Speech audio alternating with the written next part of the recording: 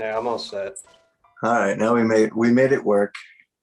All the technical difficulties are out of the way, Yeah. and now I can tell my story about wizards. So the idea is that in Lord of the Rings they put emphasis on Gandalf and Sauron, obviously, and then or Saruman, sorry, and then eventually Radagast came into play. But there was a whole other one, and he kind of got the raw deal. Nobody paid much attention to him, and so when the rest of the wizards all took off, he was like, "I'm not leaving with you guys. Fuck you guys. I'm staying here." And so he hung out, and centuries and thousands of years passed, and then someone invented metal music. And when he heard metal music, he really liked it. So he decided to start coming out of the woods every once in a while to play in metal bands.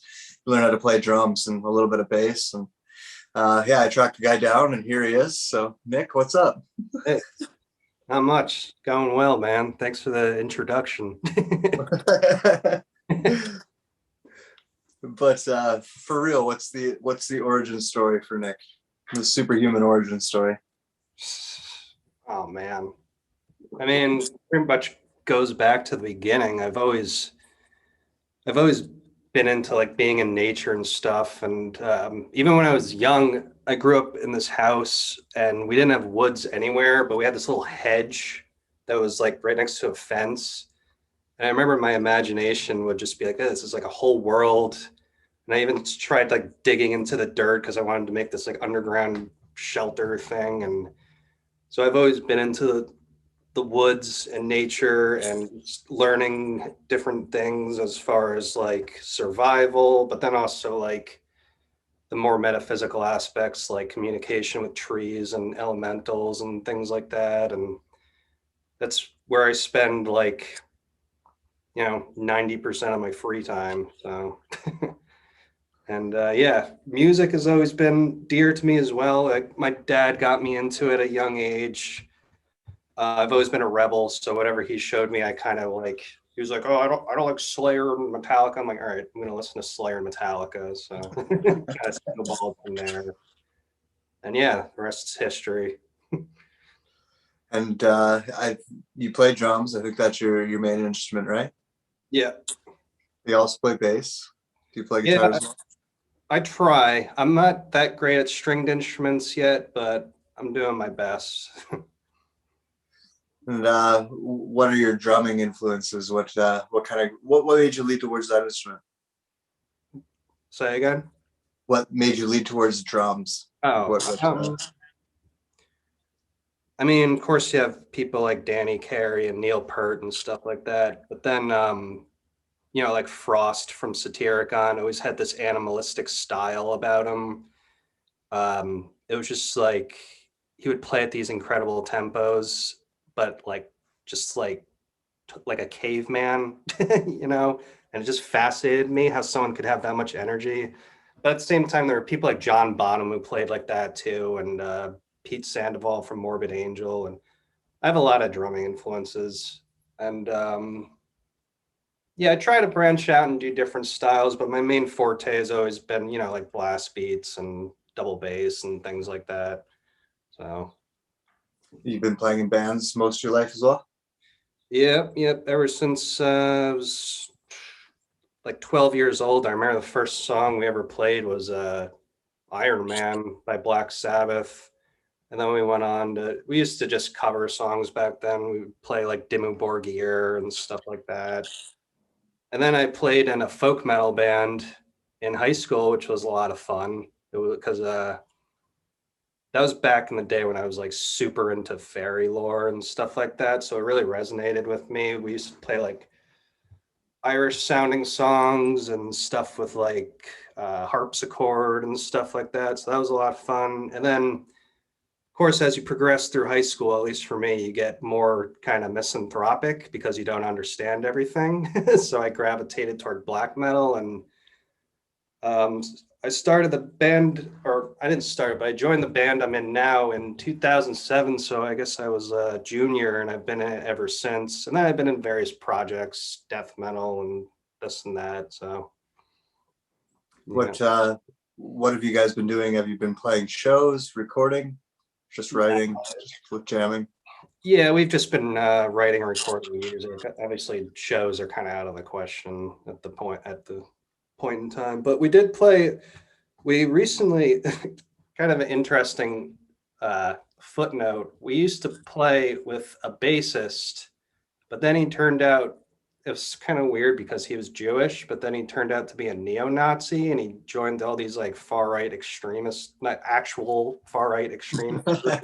Like the real kind. Yeah, and so we had to kick him out. And now we've been a two piece and we've played two shows so far as a two piece. And it's pretty odd, but it's so much more easily manageable, as a two piece. We're always on the same page. And so it's been a lot of fun. And it's been cool to like see how we like grow, as musicians and branch out in different ways and stuff like that. So, Where are you? You're in Jersey, right? yeah. Are you a Kevin Smith fan? Oh, what? Kevin Smith fan? Evan Smith. I don't know. Who's You don't that? know who Kevin Smith is? Like Oh, Prince? Evan Yeah. Smith. Yeah, yeah. Yeah. You know him. James Silent Bob. Every time I hear New Jersey, that's exactly what I think of as Kevin Smith. I used to work in a convenience store doing like a 3 to 11 shift, and one of my best friends worked at a video store uh, further away than in the movies, but in a video store. You got off at 11 too, so Mhm. I worked in a convenience store, so I would raid the convenience store. He worked in the video store, so he would raid the video store, and then we'd get together and smoke weed and hang out and watch movies like Clerks. So Yeah. it kind of always resonated with me, that kind of vibe. I think from what I've seen of New Jersey, at least in movies, it always reminds me a little bit of Canada. I don't know why, but it kind of gives me the same kind of vibe. Yeah, I've only been in Canada like 4 or 5 times, but it's always been in the winter, so we haven't really like I haven't really gotten to see much of it. But we did. I got to see Niagara Falls, which was awesome, and I remember we played a gig in Toronto, which was a lot of fun. But of course, it was raining the whole time. But it seems like it's a pretty nice area. Do you remember where you played in Toronto, the venue? It was an upstairs bar kind of area, but we played with a really cool Jethro Tull type band called Blood Ceremony. So that was a lot of fun. Yeah, there's Toronto's got a weird music scene. I remember when we played shows, it was a lot of people standing around kind of watching, not Mhm. really quite getting into it. And anytime we went out to side of Toronto, everybody was really into it. So it was kind of a strange thing. It's our home city, it's supposed to be more fun, but it never was. Yeah, the other time I was in Canada, I went to it's called Rock Fest or Amnesia Rock Fest in Montebello. I got to see like the Offspring and stuff, which was pretty cool. But there's a couple of bands I like from Canada, like Big Brave is pretty good, although their politics are kind of annoying. But there's a lot of good black metal from Canada. Hmm, Yeah. that I did not know. That's something I should tell people from now on. Oh, there's a lot of good black metal in Canada. Yeah. Uh, Couple I bands. didn't know. Yeah. Um, so what about like what I see a lot of pictures of you out in the woods. You seem to like to collect bones. I like that. That's that's fun to do. What Mhm. is you got a day off because obviously you work a day job. And what is that? What do you do for Uh, like a regular job? I'm a custodian. Right. Yeah, I work the night shift, and like I said, I'm a night owl, so it works perfectly for me. Been doing it Yeah, for about like 5 years now. perfect. Yeah. And so when you're not doing that and you get to go wandering in the bush, what does that walk us through what that's kind of like? Like what does a day in that look like for you? Well, it all starts with maybe I'll be driving somewhere and I'll notice something on the side of a highway or behind a business or something like that that looks like a thick area of woods. And I'll be like, I want to check that out. So I do. Um, I stealthily usually go into these woods and kind of make my because I don't like really like I love nature, but I like parks that everyone goes to 9 million times and like stuff like that doesn't really interest me. Kind of, I don't know. I guess it gets tainted by that.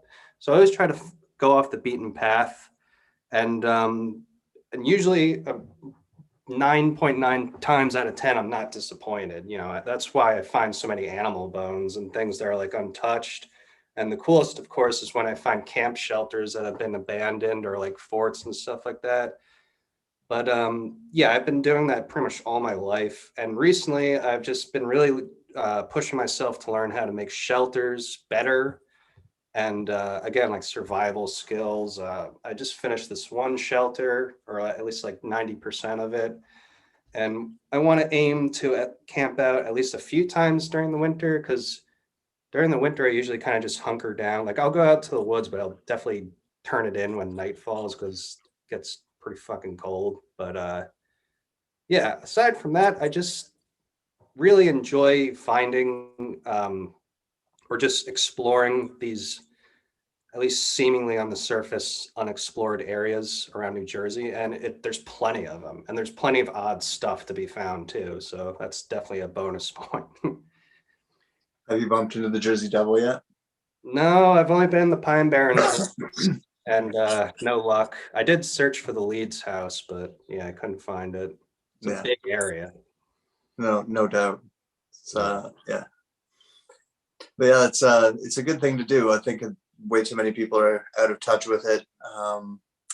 I live in a city, but luckily, even around our city, there's a lot of kind of foresty areas you can still go explore, and there's a lot of nature within the city, which is quite nice. But Mhm. you know, I guess for the majority of cities, it's you can't really do that, right? Like there's nowhere to go unless you drive outside of it. And Yeah. um, a lot of people are kind of out of touch, I think, with first of all being out there, being away from all the technology, and then secondly, like you know, kind of taking in what it would mean to survive out there without all of the technology, without all of the toys that we're so used to. You know, even like running water in toilets, it's something you realize in a hurry. And obviously for guys, it's not that bad, but you know, for ladies, Yeah. it's kind of an eye opener when they get out there. They're like, oh, wait a second. Yeah, there's no bathrooms out here, you know, and, but I think getting in touch with that is good for people.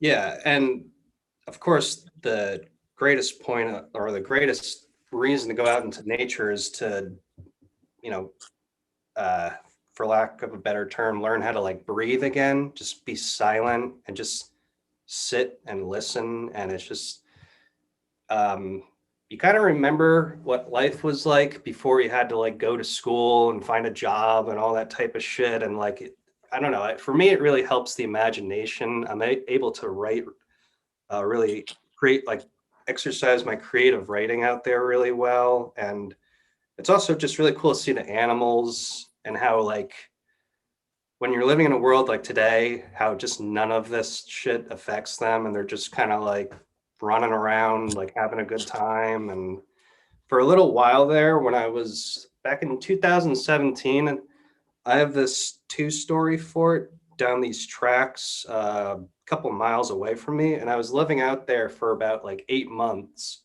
So I would bike to work, and then I would bike back, and then I would just like force myself to cook and like deal with the weather, and it was a pretty eye-opening time. And you know, there were so many cool memories from that.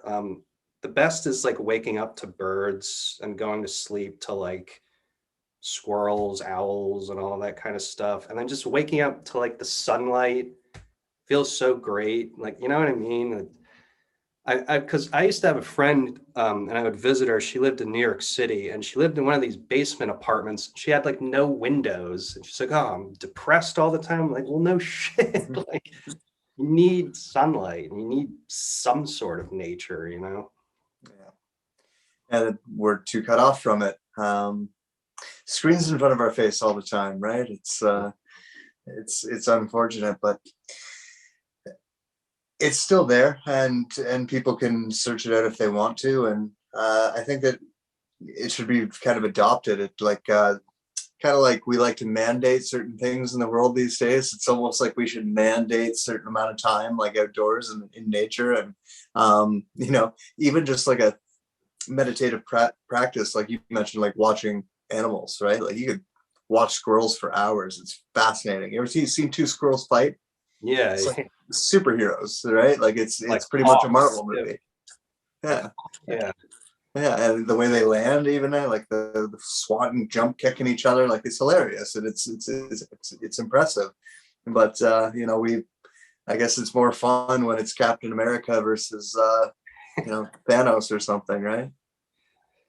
yeah, I guess so. I didn't get the memo, but and even like the crazy times when I'd be out there and I'd wake up and I'd go outside of my tent and there because I was remembering this the other day and I was kind of looking back on it like kind of lucky in a sense because I woke up and there was this giant black bear just like grazing around the fort, probably like 8 feet from me. And of course, immediately I was like, oh my, like in my head, I'm like, oh my God, black bear. But I was like, shut the fuck up. It's just minding its own business, like whatever. And so I just went back to my tent and like fell asleep. And that happened like another 2 or 3 times. But like looking back, it's like, thank God I have like the wherewithal to silence my mind and be like, all right, life isn't a movie. It's not just going to charge after you. Like, no, it's a Yeah. dope. People do have those expectations though, especially with like wolves. Like people will see like wolves like way off the distance and be like, we got to get out of here, we're gonna die. I've been surrounded by them. It's a really stupid situation. I had one step over my chest to get past me one time. Yeah, I was like, I figured out I was surrounded, and I figured out that between like I was watching a moose, and I could tell that the moose was like injured. There was something wrong with the moose, and so I'd been watching it for a while, and then I realized that there was wolves kind of everywhere, and I was like, oh shit, I'm probably between a wolf and that moose right now. So I figured I would just lay down, just kind of creep down, lay down on my back. Yeah. And I just closed my eyes and just kind of hoped, prayed, like, yeah, this is gonna work out okay. I'm in the middle of nowhere. I'm in trouble. Yeah. I felt a paw on my chest. It was like really heavy, like Oh yeah. And then like a push off of my chest and then walk in that direction. And I don't know, like, they talk about like shitting yourself. Like I think I went a step beyond that and like shit into my own mouth somehow. It was that kind of terrifying. yeah, that's the thing. Like once I kind of got used to it, I'd see bears a bit more often, and they're just like big forest puppies. Like they're really adorable, but at the same time, you have to be like, all right, I gotta like, like because I do. I when I got used to it, I like kind of wanted to like, I don't know, it cause they just look so goofy. You want to like give it a hug or something, but you're like they are wild. You gotta like, so. Black bears for sure. They've kind of got that look like you could just cuddle them and they'd be cool with it. You know what I mean? Like, they have that like goofy open mouthed smile like that dogs have and stuff. Yeah. Awesome. Even the way they like react to you, it's like, yeah. you know, it's they don't see you as anything other than just something that's there, which is kind of cool. But I don't think we should go petting them. No. Yeah. I wouldn't recommend that to anybody out there listening. Not a good idea. Coolest thing for me recently has been in these woods that I've been making this current bushcraft shelter in. There's been a family of bald eagles up in this tree right nearby, so we get to see them all the time, come in and out, and it's so humbling. I mean, those guys, like, you can definitely tell why their archetype is the sun, because it's like when you see it, it's just like awe-inspiring. Like, they're brilliant animals. It's something I've never got to see in real life, Yeah, being all Canadian and all. true. Yeah. Our eagles aren't the same. Well, There's you a lot got of falcons, but yeah, you got to see a moose. I've never seen a moose. That would be awesome. I've seen many a moose. Yeah, like northern Ontario, there's lots of moose, deer, black bears, Mhm. and a lot of dense forest. Like there's they call it like Algonquin Park area. Yeah. It's just like interior forest for miles and miles. Lots of trails through it, and a lot of people just kind of go make their own. Yeah. which can get a bit dangerous, but um, fun, and if you know the skills involved, it's not that dangerous. Like, got to figure we probably did it for thousands of years at some point, right? So um, it's like riding a bike. You'll start to remember again once you kind of get out there, and Yeah. you can probably attest to this. Like, especially if it's like more than a day, your frequency changes. Right. You become like in harmony with the things around you. Hmm. And especially if you leave your phone behind for X amount of time or whatever, you're just like, wow, why does it feel like a huge weight has been lifted off my shoulders? Or you know what I mean? And like you said, your frequency does change. You just become a lot more calm. And yeah, so up in Canada, you guys probably don't have any like snakes or stuff like that. We don't have a lot of venomous snakes. We've got a lot of snakes, but we Ah, don't have venomous snakes. yeah. We have ones called the Massasauga rattler. That's kind of a problem in some areas, which is a type of rattlesnake. Okay. Um, but yeah, for the most part, they just like if they bit you, it hurt. It would suck, and but it wouldn't kill you. And yeah, a lot of timid snakes. Like not none of them are aggressive. Mhm. So a lot of people, they if you see them, it's kind of like you catch a glimpse as they're running away. It's kind of that. Yeah. Yeah. How about there? We have copperheads, and in the Pine Barrens, of course, we have diamondback rattlesnakes, which one time I was walking the Appalachian Trail and I saw one and it had just eaten and it was just slugging its way across the trail. I was like, oh God, I forgot we have these things over here. Kind of forget about them until you see them. Yeah, a lot of things in the forest. I remember the first time I was walking through a forest. I was with someone, thankfully, and saw a wild turkey. Yeah, I've seen those. It scared the bejesus out of me. I was like, "What is that thing?" It's like walking like this. I'm like, "What?" Like I thought it was some type of alien creature. I'm like, "Where's the downed UFO, man? Like, what's going on here?" Yeah, they're pretty bizarre looking. Yeah. And you mentioned what the word you use? Fairies. I think you said fairies Hmm. earlier. There's definitely,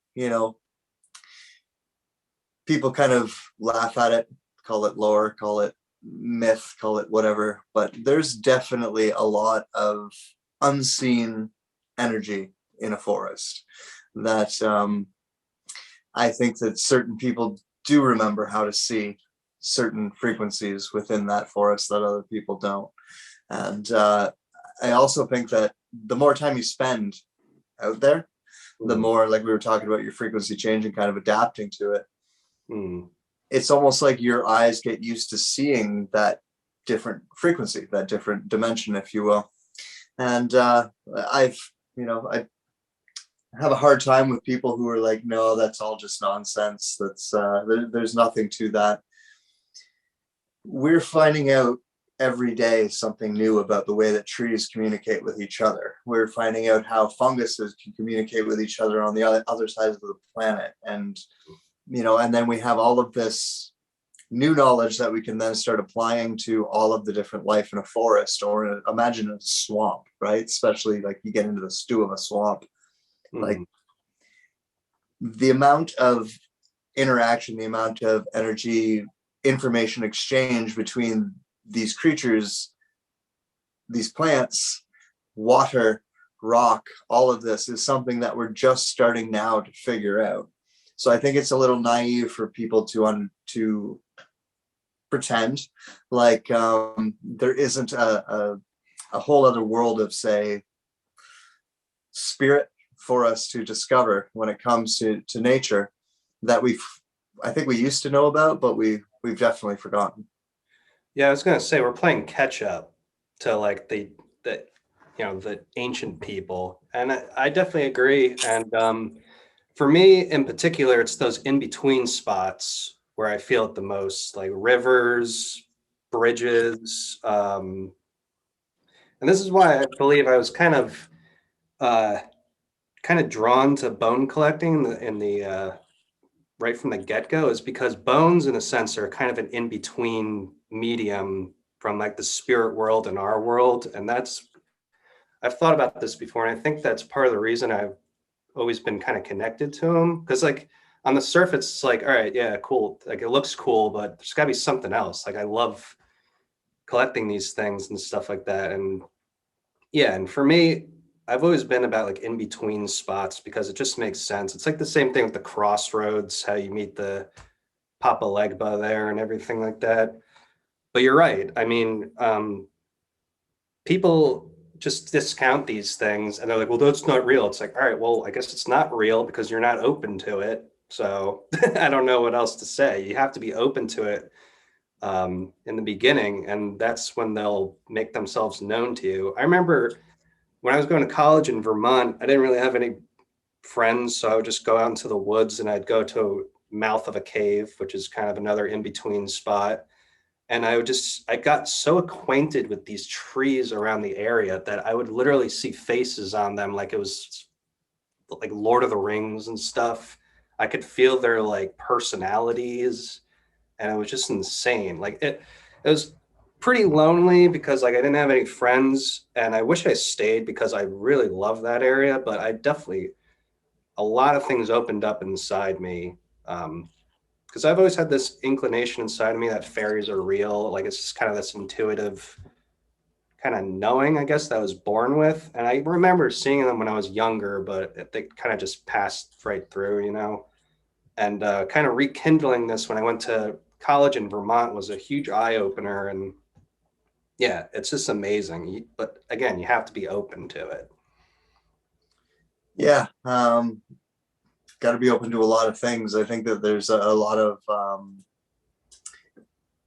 truth to our world that has been fictionalized in such a way that people aren't open to the possibility that it might have not started in fiction, that it might actually have a bearing in our reality.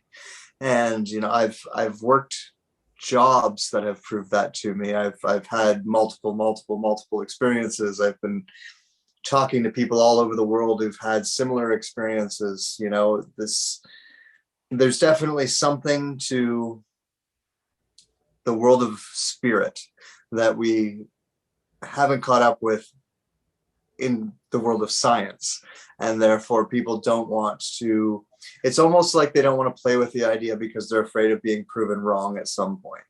I think that's a lot of what it is. I think that the introduction of science into these type of things, yeah, I would say that you should almost hope that you get proven wrong in anything you believe, but at the same time, like, I think that's what it is nobody wants to seem silly one day when something comes along that says this is ultimately not real, right? But there must be a reason why we haven't bumped into that thing that says that it's ultimately not real, and why people continue to have these experiences and people continue to connect to these things. And you know, all we've done as we've modernized the world is create new religions and new dogmas and new ways of doing it. Like even the science these days, that's just as just as ridiculous as the you know, trusting the priest to talk to God for you, you know, and that's just as ridiculous as believing in fairies, and that's just as ridiculous as believing in, you know, that maybe dragons existed one day, once upon a time, right? That's all these different things that, you know, are not outside of the realm of possibility as we know it, based on the science that we do know. We just haven't been able to prove these things as real yet. So we're still only, all we can really do is count on anecdotal evidence or people's firsthand stories, as you will. But this is a storytelling podcast, so I welcome that type of thing, because I think that, like, a part of the loss of us talking about these phenomenon and these anomalies that we encounter is, you know, a certain amount of fear. And because we're kind of repressing that side of ourselves, I think that we kind of you know, feel bad about it. We like it. I think it's like it's something within us that we want to be able to let out. And so I think that being able to normalize normalize, being able to talk about anomalies and paranormal experiences and things like that again, now that we do have, such a great way of communicating and such a great way of, parsing together data, that it's almost like it's time to bring these topics back out of fiction and look at them again. So I rambled for a while there. Sorry about that. That's all right. Yeah, the aim should be to bring metaphysics and materiality into one kind of coalescing kind of idea, I guess, because yeah, everybody wants these type of things to be brought to them on a silver platter. Like, well, where's the evidence? I don't see it. It's like nobody wants to like take the extra step to like maybe try to entertain these ideas. And such as the world we're living in now with all this bullshit that we're dealing with the trust the science and blah blah blah, it's like, yeah, you're right, nobody wants to be proven wrong, because then god forbid you'd have to learn something. And yeah, I mean, I don't it's hard for me to see a time when man will reach some sort of synthesis, because we do have to live in this world at the same time, and there are like rules, and like there is a society, and that's what in my life I've been trying to piece back together. Because when I was younger, I was always like, 100% like in the woods, like fuck society, like I hate humans and shit like that. But there is a world that you have to live in order to gain some sort of balance in life, or to grow rather. And I wish society would see it that way too, but in the sense of realizing the virtue of myths again, and fables and folk tales. And I think when we start bringing them back, like kind of maybe going back to like the Joseph Campbell type stuff, Carl Jung and all that, I think that's when we can finally move forward as a society. The only problem is I don't know when, if or when that will ever happen, because I have this like sinking feeling that we're like headed for another Atlantis type scenario, where like we're gonna come up to this precipice and then it's just gonna come crashing down, which might not be the worst thing. I mean, maybe we kind of deserve it, or maybe it's just cyclical, like everything else in history. So it's tough times, and it's like nowadays you can't even really plan anything, because you never know what's around the corner, what stupid false flag, whatever is going to happen. And it's just crazy times, man. So someone from, who's that deeply rooted into nature, how do you feel about this seemingly inevitable turn that the world is taking into the metaverse? I don't really know much about the metaverse. I've been hearing about it a lot, obviously, but I'm assuming it's just more virtual reality shit. Like, does it have to do with those goggles and everything? I think I was listening to someone talk about it today, and it's like the idea is you go to a job that you hate with people you hate, and you come home, but at least you have the Black Mirror type goggles that you can just like, lose yourself in. Is that kind of what it is? It is. Yeah, it's pretty much going to be like people are already buying like digital real estate, like homes in the metaverse, right? Like I was reading something about someone spending an ungodly amount of money to buy the digital property next to Snoop Dogg and Snoop Dogg's metaverse, because I guess the way that it's working right now is there's a bunch of small metaverses, and eventually the idea is to like they're all going to amalgamate into like this big metaverse, or maybe there's going to continue to be a bunch of little metaverses and you can pay to go into each different one. I don't know. It sounds fucking crazy to me. But I'm trying to figure it out. And it seems so inevitable now. Like the fact that people are already doing it and it's not kind of out yet, if that makes sense. Like people are already spending money on it and in it. People are already putting their time into it and planning their careers into it, and creating into it and doing all of those things. In Ready Player One, the movie was set in 2045, I believe, but they say that the first build of the Oasis came online in 2024. And that seems right in line with the metaverse. And I just like, that's hilarious. It's like, it was almost like the people from the metaverse were like, let's make a movie, just to warn people what we're gonna do.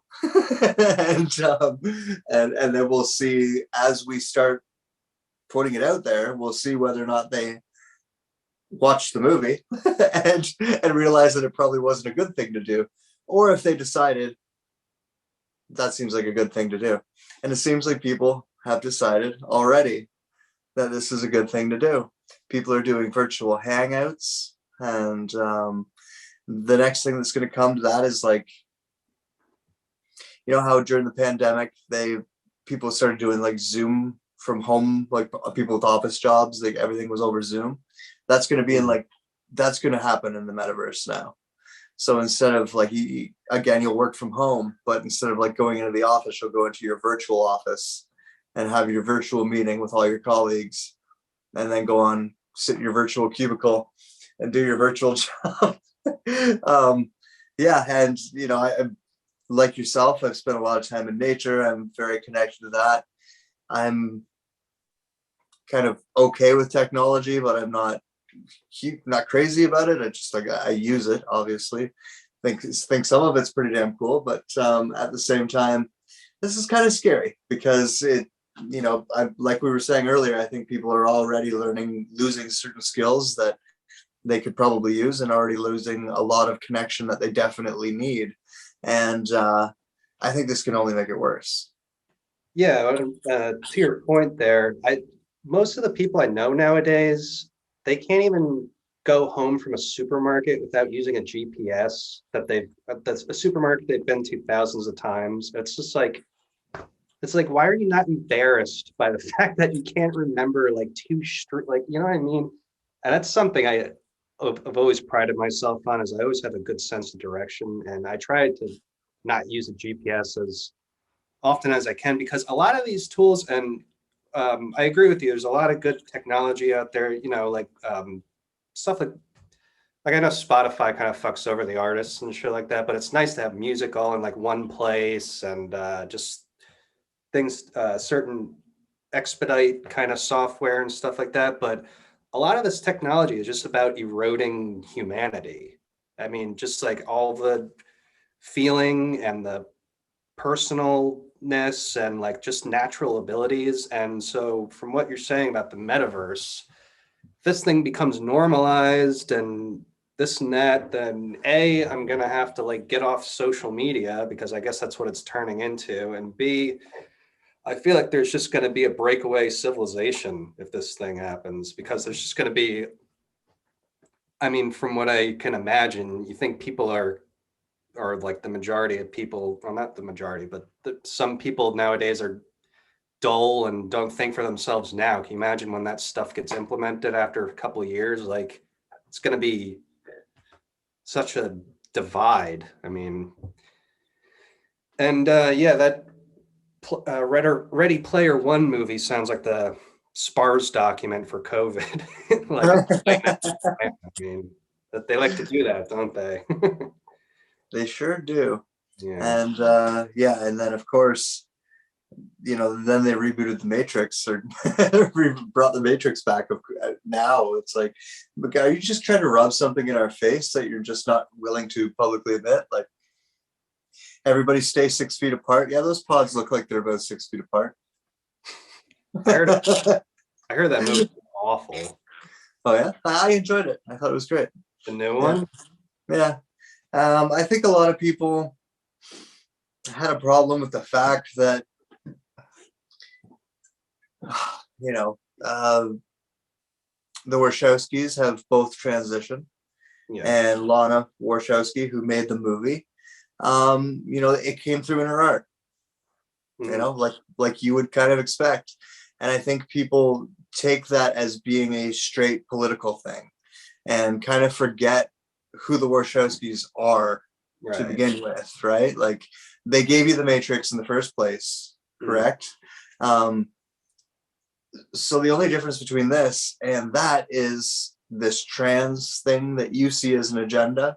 which Right. I understand because it is being perverted, and you know the movement behind it that is supposed to be about freedom and equality is being perverted and twisted and used in ways that don't have the best interest of even the group in mind. Mm. But that aside, the maker of the movie, that's part of her life. Right. And Yeah. so if she wants to add that into her movie, she has every fucking right to add that into her movie, right? And if she wants to equalize, the masculine and feminine and bring them up to being equals in the course of the movie and tell that story, she has every right to tell that story because it's her fucking story to tell. I know the Matrix doesn't belong to us. It belongs to them. They created it, right? So if she wants to use it as a way to tell her own personal story, let her do that. The story it told that is just purely based on the lore of the Matrix is pretty fucking brilliant, right? It's not revolutionary in any way, but the way that they pulled it off was pretty fucking clever. Yeah. So, give it that. Forget all of the, especially with the Matrix. And I was, you kept seeing the memes about people getting the vaccine to go see the Matrix, or sorry, the lollipop to go see the Matrix. Yeah. Yeah. And I feel the same way about people complaining about, the trans agenda and everything that they're complaining about within it.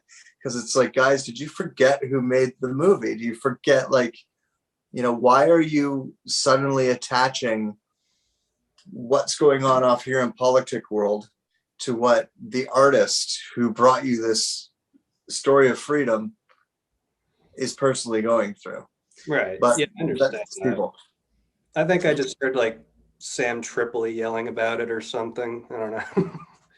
But yeah, I mean, I've only seen the first one back in like the late 90s. I never even saw like the second or third one, but yeah, I mean, I just movies today, I can't remember the last good movie I saw really. I'm a huge I mean, I enjoyed like King Kong versus Godzilla. That was cool. Yeah, yeah.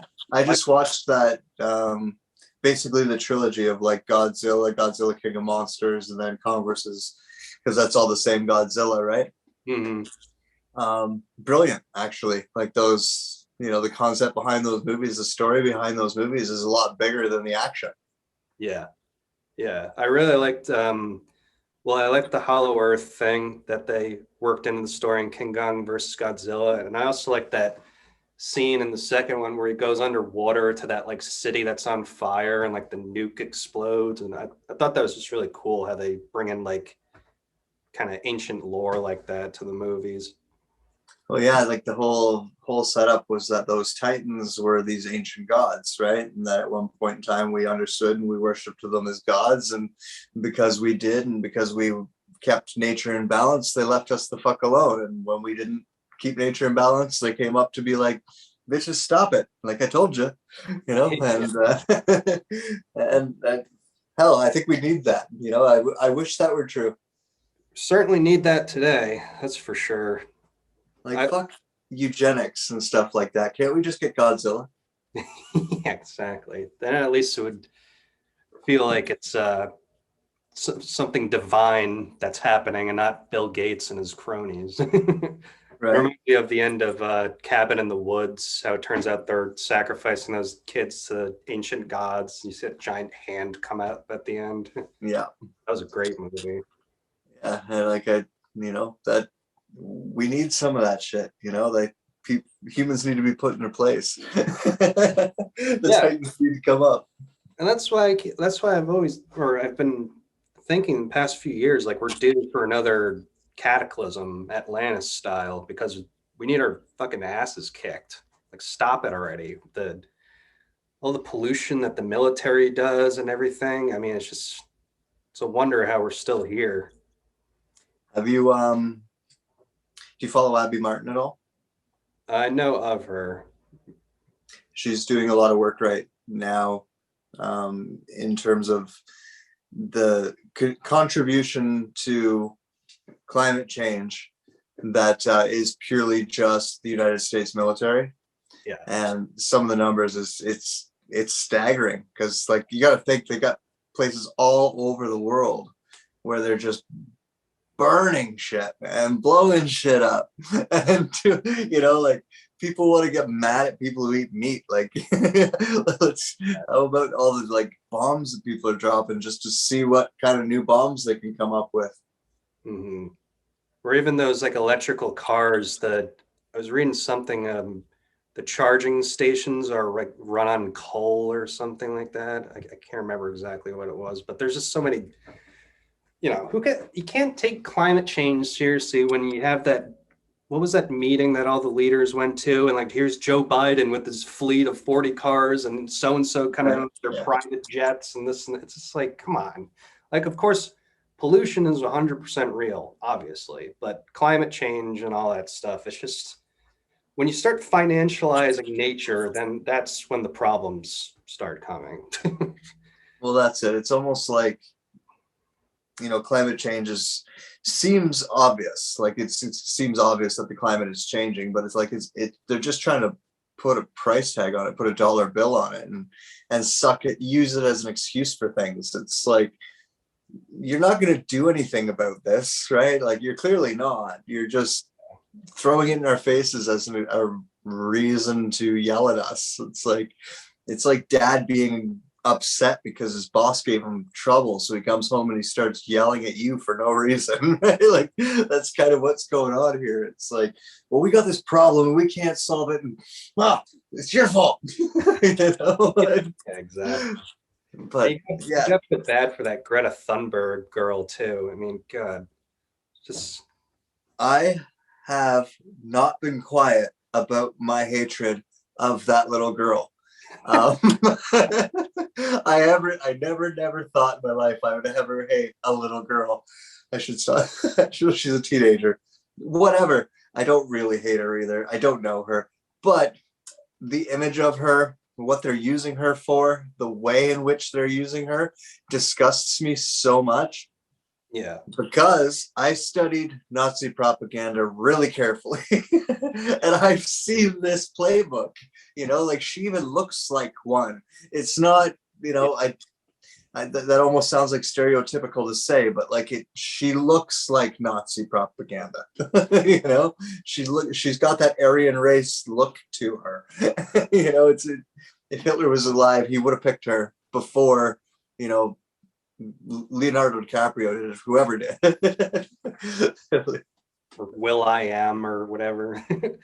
but yeah, that's what I mean. Like just the way they're using her is just like, and then it's again another thing that, like, another reason you need to go out into nature is because when you see Greta Thunberg give this speech and then you see everyone eat it up verbatim, like, she's so right, we should be ashamed, but it's just like, oh my God, like, you need to go out in nature and just clear your head, like, just everything's all right.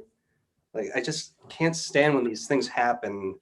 For example, like, when the Black Lives Matter thing happened, oh, everyone put a black square as your profile picture. It's just like, why? Like, that's so dumb to me.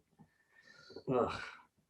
Yeah, I mean, I get wanting to support the cause and all, but is that the way to do it? Like, it's like the whole thoughts and prayers meme at this point, it's Yeah. I like the one with the Lord of the Rings where it's like, I have to take this ring to Mordor.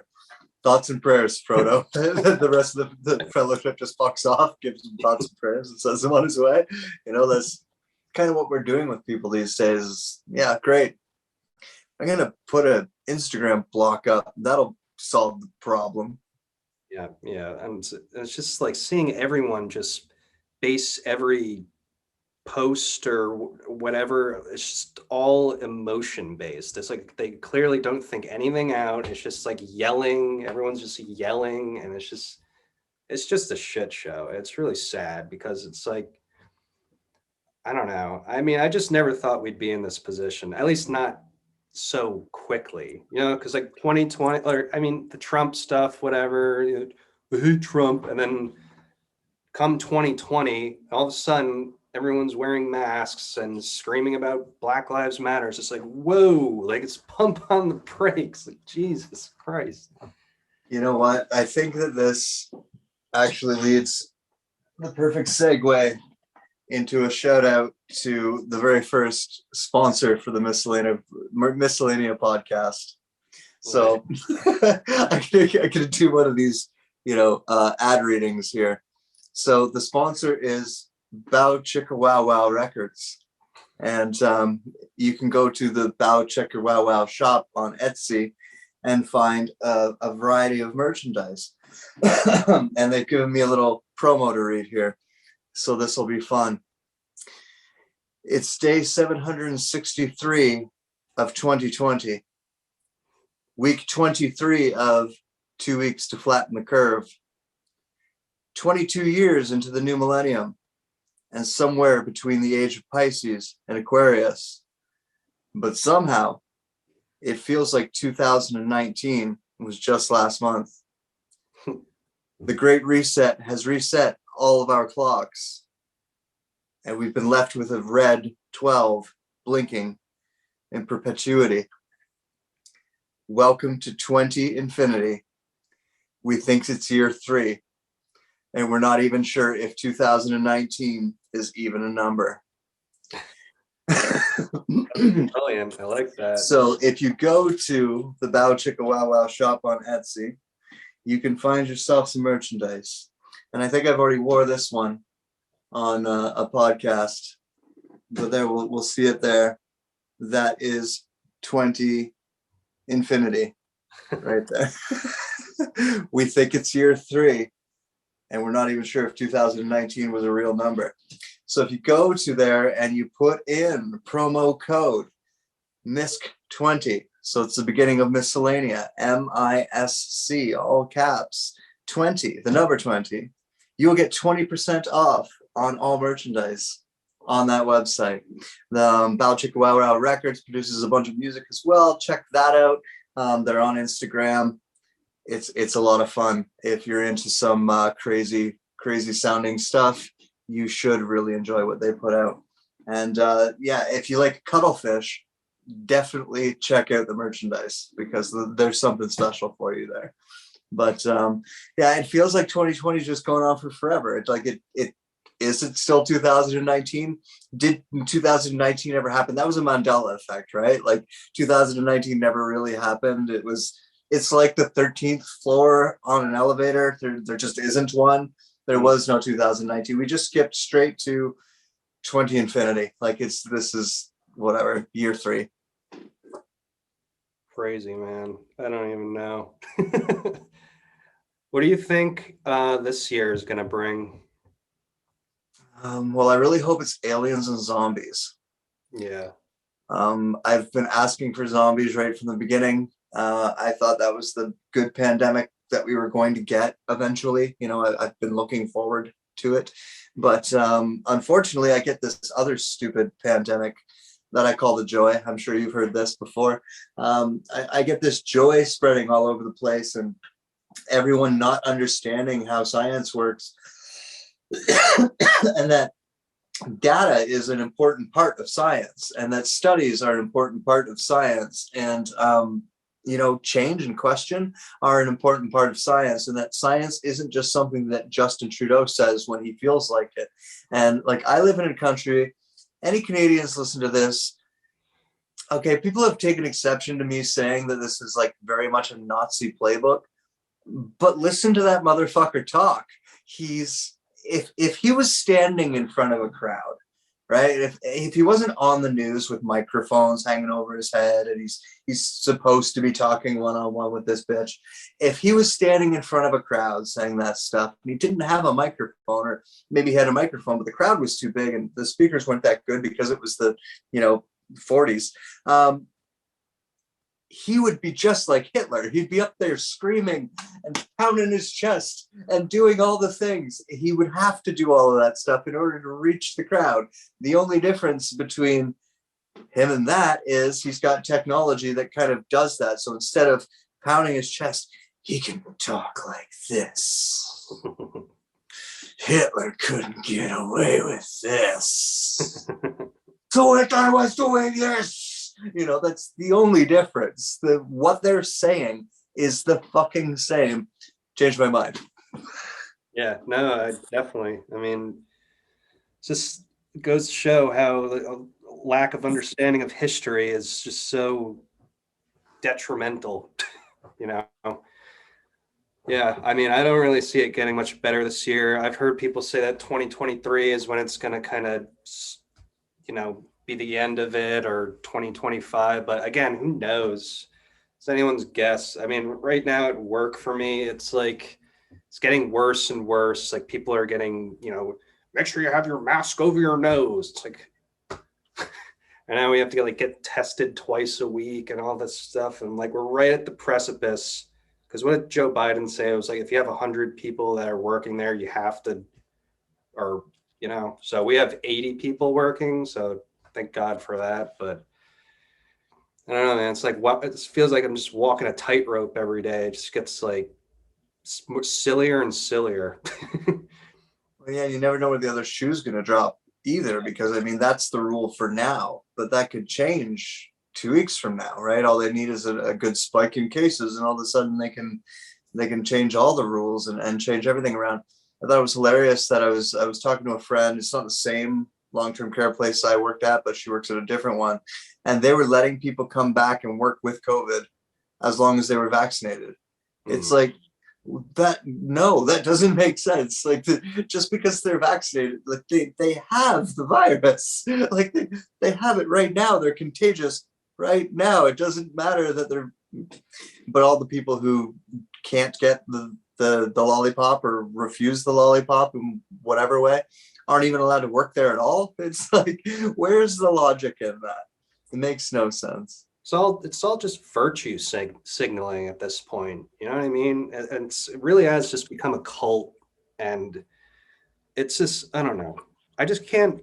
I still can't understand how people are just okay with this. But I guess there is that idea that there are people out there who actually like to live in fear and like this kind of thing because I don't know if it's because their lives are so uninteresting or what it is, but I guess that makes sense. And complete opposite spectrum of where my head is at, 'Cause everything exists through its opposite. So Like the people who aren't tough enough for a zombie apocalypse like this. That's what it is. The rest of us want the zombies because, like, I'm sure you're with me. Like, I can, I know my way into the forest. I know what to do once I'm there. See a world, no problem if that's if that's what's going down. But this uncertainty is just not fair for people, and this game that is being played of like dangling freedom like it's a carrot that you can eventually never catch, it's really sickening. And it's not just my country. Your country did the same thing with that White House briefing right before Christmas, where they're just like, oh, you guys are all gonna get sick, you're all gonna die, take our uh, fucking needles. Like, what did you just say to your people, right? And like, and then what Australia is doing, and why is it that the only places that are making sense right now are like Sweden and like Russia and like China and Florida? You know what I mean? Like Florida and Texas being the most intelligent of the states right now is kind of cuckoo. It sounds oxymoronic. I was listening to Catherine Austin Fitz the other day. Have you ever listened to her? I know who she is. Yeah. Yeah, she was talking about, or the guy interviewing her was like, "Why is it that Florida and Texas are like, exempt from all the other shit going around the country?" And she just said, like, "Well, the mob is always like the middle class. It's good for business, and so it's kind of makes sense if you think about it." So I I don't know. think they're rallying people up there, man. It's worrying me, like the way that everyone's like mass migrating there. It's like, I'm looking at it like this. I'm in charge of the plan for the United States. It's my job to make sure everyone gets the lollipop. It's make sure that everyone gets into the matrix. And so the best thing to do is like leave these two places open that don't have to worry about any of that stuff. And then we'll mandate it everywhere else. Mm. And we're just going to flush. It's like flushing out the rats. It's like if you start taking all the food away, they're going to move where the food is, right? So all the bad people, all the problem people, all of the people who don't want to follow the rules and aren't easily programmed and don't just believe things because they saw it on the news, are all going to go to one of two places. We'll give it a year or two, round them all up there, and then just build walls around them, maybe. Like, like that's been the thing, right? Like build a wall. So that's why I went that way. But that part of it kind of worries me, because it's like it seems like sheep herding. Yeah, well, the thing is, like, all these, like, DeSantis and all of them, and everyone's all like, yeah, they're so great, but like, we all know they could be bought and sold at like the flip of a coin, you know. So yeah, I mean, at the end of the day, I don't have all that much faith in terms of the longevity of it. And it kind of just makes me think that I'll just, when it comes down to it, I'm just going to have to be like a nomad traveling from place to place, because who the hell knows? I don't think there's going to be permanence much of anywhere, unless of course like succession happens, which that'll be a whole nother can of worms. But right now in Jersey, I'm feels like I'm on thin ice because we're right below New York City, and you know New York City is just like the worst thing in the, like, oh my God. My sister lives in Brooklyn. I don't know how she does it, but you know, New Jersey always follows after New York City, or that's like what it's kind of known for. So I feel like unfortunately we might have to get out of here, but for right now, I don't know. I guess I'm trying to remain optimistic, although it's hard. There are some people protesting around here, which is nice. I never thought I'd see that because it's kind of a wealthy area around where I live. So at least there's something happening. But, and I also believe that there's that silent majority that when push comes to shove, like, especially when it comes to like that thing in New York City where they're like, oh, we can arrest you for refusing to take the jab and all that stuff. It's like, that's not going to fly for a lot of states. And, or at least I wouldn't like to think so. I don't know. Well, it's unfortunate that it looks like it's going to take um, the government coming down with like real force. Like when I say force, I mean like physical force on people in the terms of arresting people or actually putting people in the camps that they're building or any of that stuff. I think it's a shame that it has to get that far. Like I really did think that when they open it up between like, oh, we're going to start giving it to kids 5 to 12, I thought that would be enough. Like I thought enough women would get mad that men would feel obligated to do something. To be honest, that's the way I thought that would go. Oh, I thought the same way, honestly. But that also like opens a whole other can of worms, because I don't think that there's many men left, because guess what? The women did get really fucking mad, and the women got really fucking vocal, and the men were still like, Yeah. I don't know. Yeah. I don't know, man. I don't know. What time's Dexter on?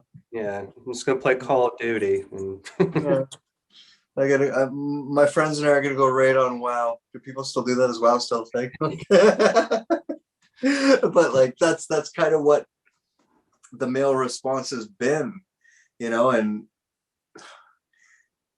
it's scary. Like it's you're starting to see the memes of like what like men looked like 40 years ago versus what they look like now in terms of like war. And it's like most of the men are kind of being like, I'm going to get my third booster now because I'm going to do my part.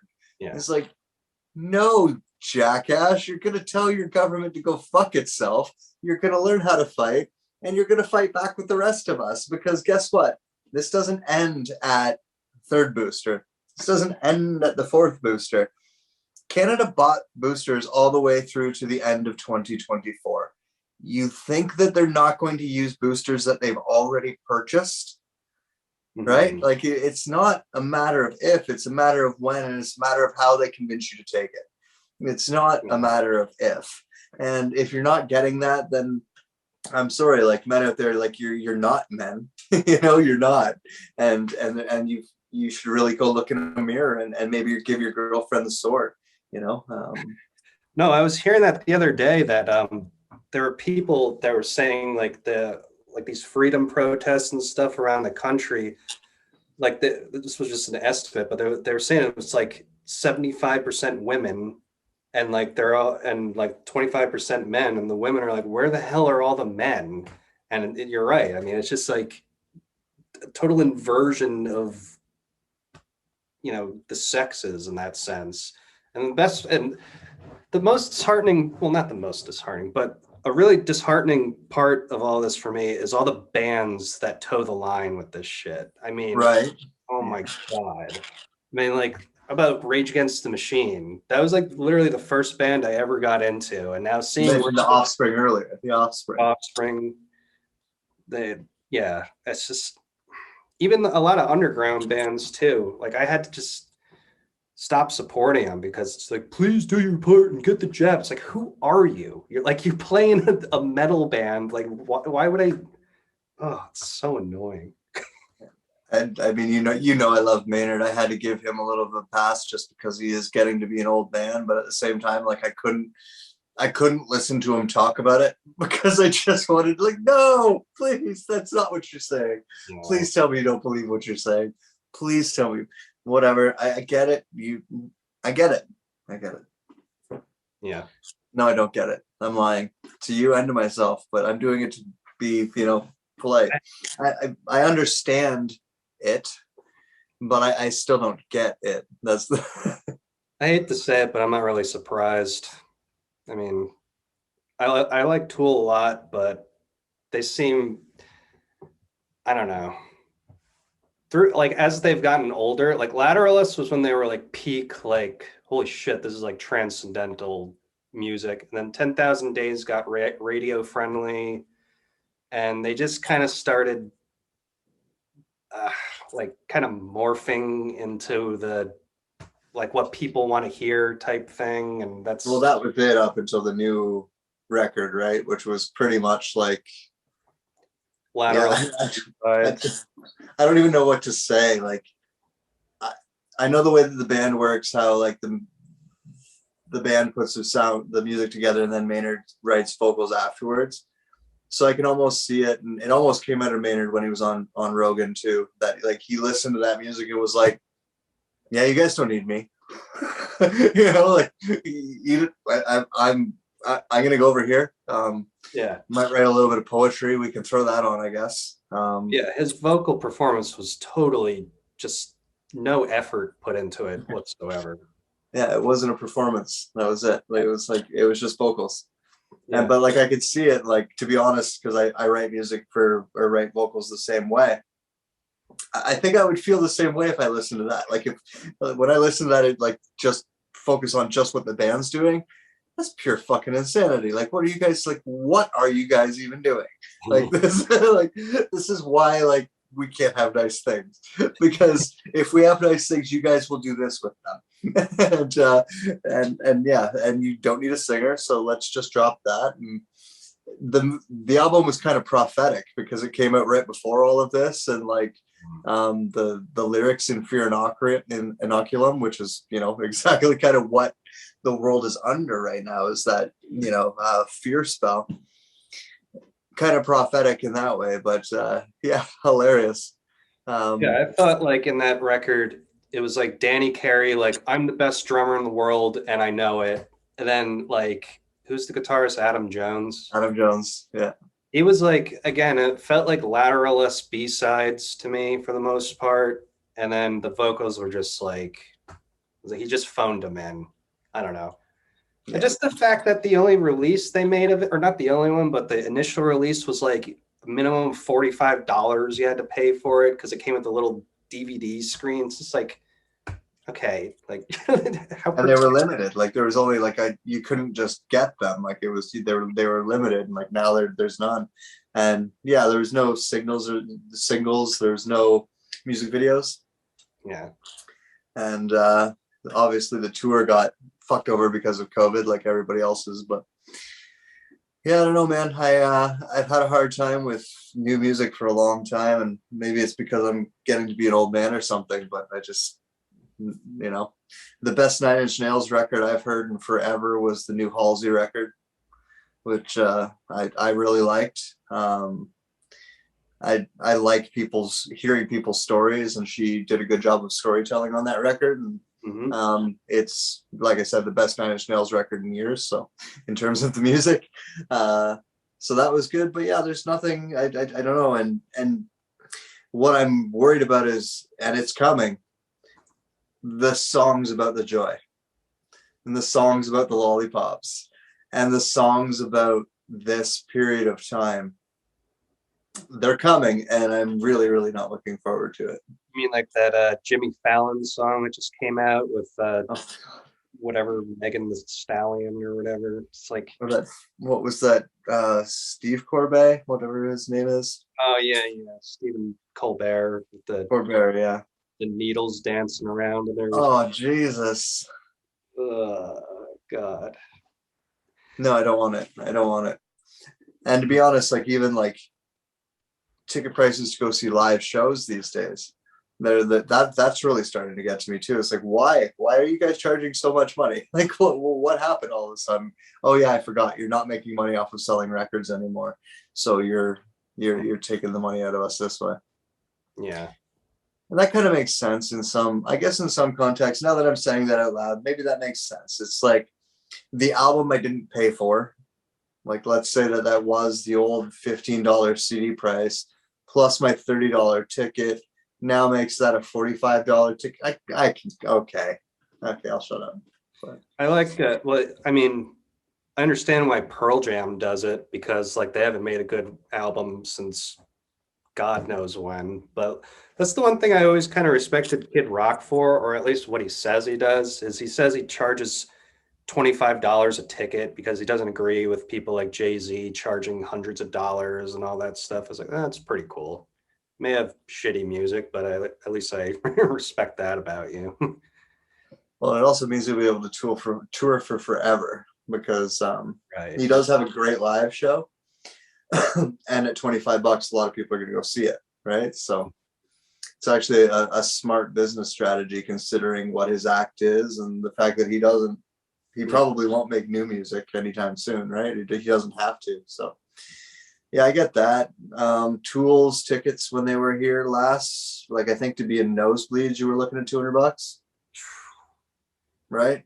No, no, no, no. I don't Fuck even you guys. they don't even play that long of a set, I don't think either. I think it was like an hour or because my friend saw them like maybe right before the pandemic happened or something, and he said it was only like an hour. It's like, what the hell is that? You know what's a really weird thing? You know, Tim and Eric, the No. all right, well, they're like this comedian duo on Adult Swim. And my friend went to see them live. They have like a live show, and it was right at the tail end of 2019 in November.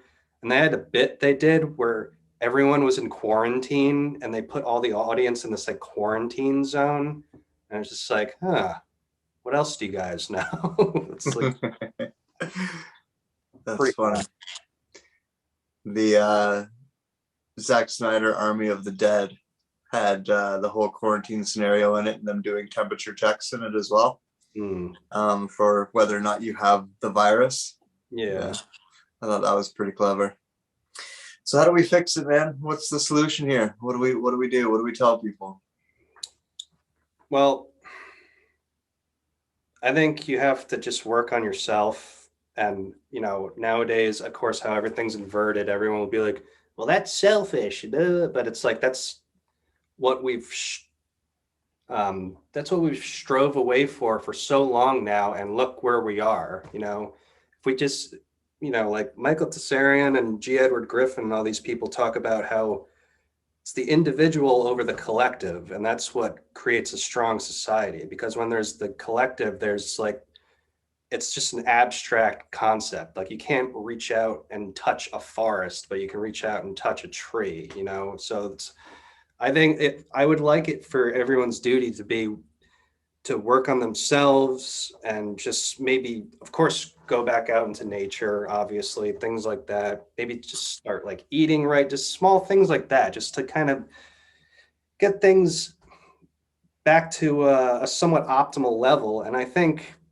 once stuff like that happens, then the men will come back, like we were saying, and things will kind of get back to some sort of a natural order. And only then will we be able to just be like, nope, you're not going on any further to the governments and all that stuff. Like, we're not taking it because we know ourselves and we know the virtue of freedom and self-sovereignty and all these things. And I really think that's really the only way that anything is going to progress as a society.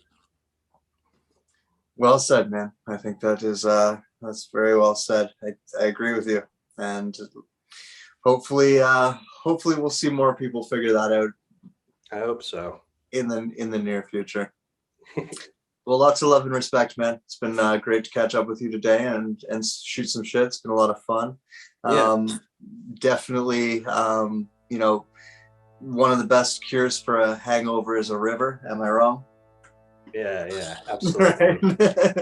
Right. Like people like, you want a hangover cure? Go sit in a river. That'll fix your hangover. Nice cool river, all the water running by you.